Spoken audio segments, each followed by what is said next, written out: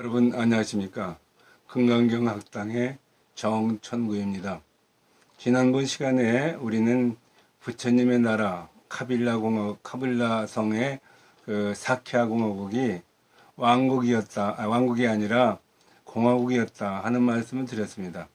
이것을 조금 더 말씀드리면은 공화국은 그렇게 화합과 또 정해진 법에 의해서 움직이는 그런 국가이기 때문에 상당히 강합니다. 외적이 침입했을 때 상당히 그 강한 방어력을 가지고 있습니다.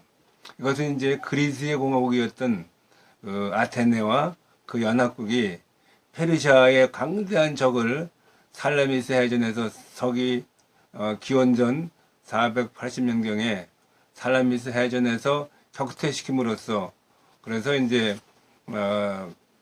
페르시아를 격퇴시키고 그리스를 민주주의를 발전시킨 그런 것을 봐도 알 수 있고 인도의 공화국도 상당히 강했다고 합니다.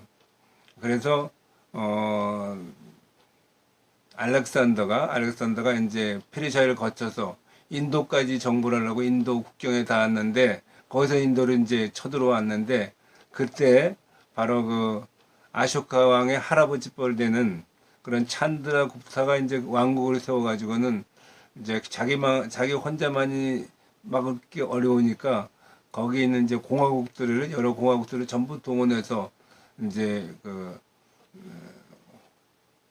알렉산더의 침입을 막는 그런 작전을 했습니다. 근데 그때 같이 따라온 부관이 기록한 것을 보면은 그것이 아직 남아 있는데 그 기록이 남아 있는데 그걸 보면은 여러 가지 원인이 있어서 알렉산더가 죽기도 하고 그래서 이제 그 정보를 못했지만 인도를 정보를 못했지만은 그 중에서 그렇게 하지 못한 큰 이유 중에 하나는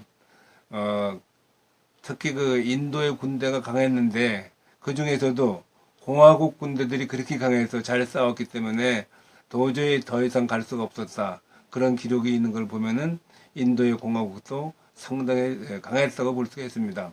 이제 그 역사에 그런 한 페이지가 있는데 공화국은 이제 단지 근데 뭐가 이제 약점이냐면은 누가 외부에서 그 내부의 화합을 깨치려고 간첩을 보낸다든가 또 외부에서 내부에서 또 이게 반역자가 나타나면 그렇게 또 금방 무너질 수 있다는 겁니다. 그래서 이제 왕국들이 이제 공화국을 해체하기 위해서 그런 여러 가지 치밀한 작전을 써가지고는 공화국을 해체하고 그러는 경험이 있다는 겁니다.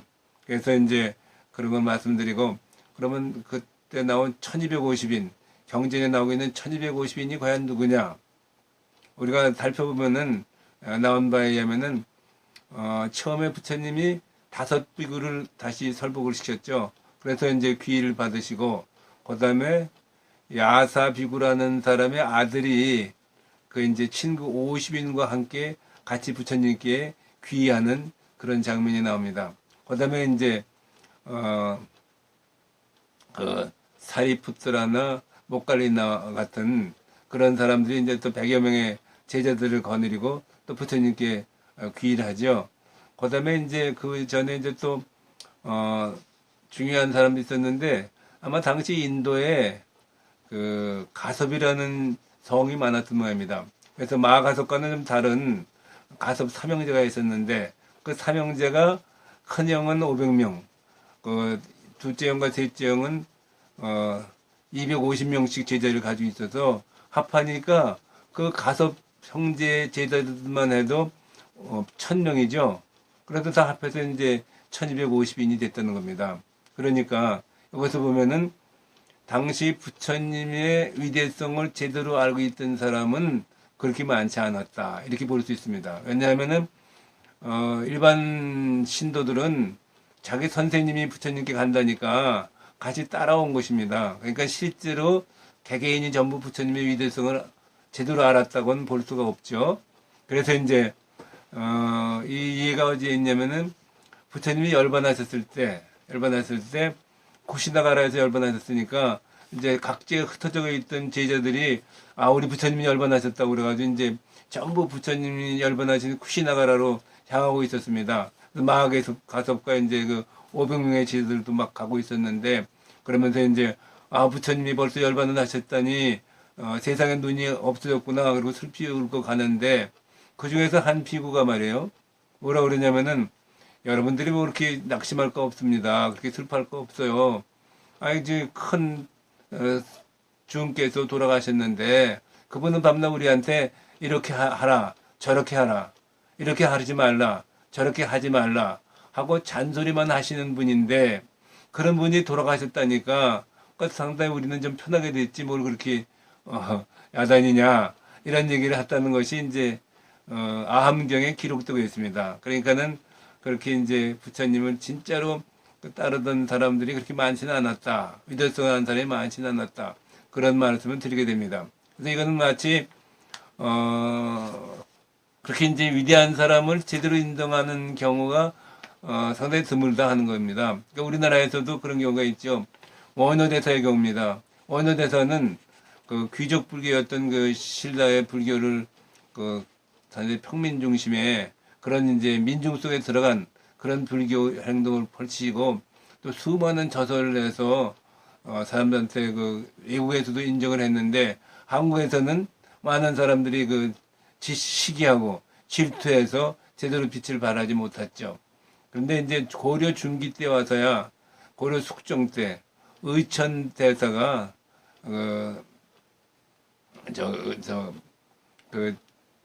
이제 동아시아에 불교를 전부 이제 공부한 다음에 원효 대사가 많은 사람들의 존중을 받고 중국과 일본까지 이름이 알려져 가지고는 그분들이 이제 원효 대사를 인도의 용수보살이나 마명보살과 같은 그런 대보살로 칭송하고 있는 걸 듣고 그런 걸 알고 그때부터 이제 고려에서도 다시 평가해서 원효 대사를 화쟁국사라고 추증을 한 그런 축종 때입니다.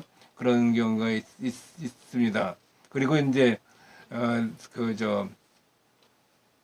삼국유사를 쓴 이련은 삼국유사에서 다른 스님들 아니고 그 원효 대사만은 유일하게 성사, 성스러운 스승이라는 뜻이죠. 성사라는 칭호를 붙였는데 성사는 이론에 의하면은 지장보살 이상의 사람들에게만 붙이는 그런 칭호랍니다. 이렇게 이제 뒤늦게서 그 이름을 날리게 된 그러한 경우가 있습니다. 그래서 우리가 위대한 사람을 옆에 모셔도 그렇게 그 진가를 알기는 그렇게 쉽지 않다. 위대한 사람만이 위대한 사람을 알아볼 수 있다고 이제 그렇게 볼 수 있겠죠.